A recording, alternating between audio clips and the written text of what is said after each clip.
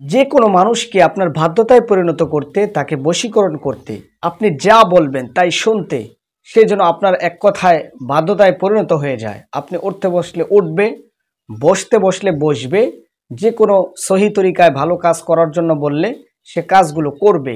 এরকম যদি কোনো মানুষকে আপনি করতে চান, কোনো নাজায়েজ কাজের জন্য নয়, তাহলে আল্লাহর কালাম আপনার জন্য এটাই যথেষ্ট।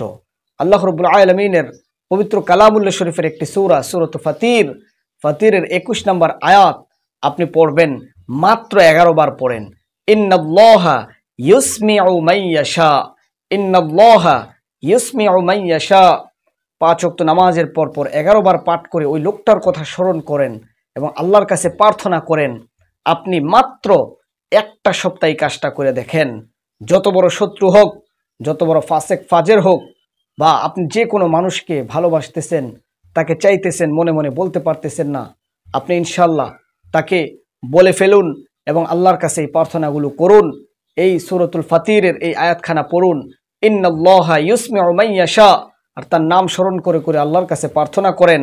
মাত্র একটা সপ্তাহে এই কাজটা করে দেখেন, যে কেউ আপনার বাধ্যতায় পরিণত হয়ে যাবে ইনশাআল্লাহ। এই পরীক্ষিত আমলের কথা কোনো মানুষ বলবে না। আপনাদেরকে কোরআন সুন্নাহ থেকে এই আমলগুলো বললাম, কোনো গুনাহ হবে না। শরীয়ত সম্মত এই সমস্ত আমলিয়াতগুলো করলে প্রত্যেকটা হরফে তো নেকি পাবেন এবং কোনো গুনাহের আসর এইখানে থাকবে না।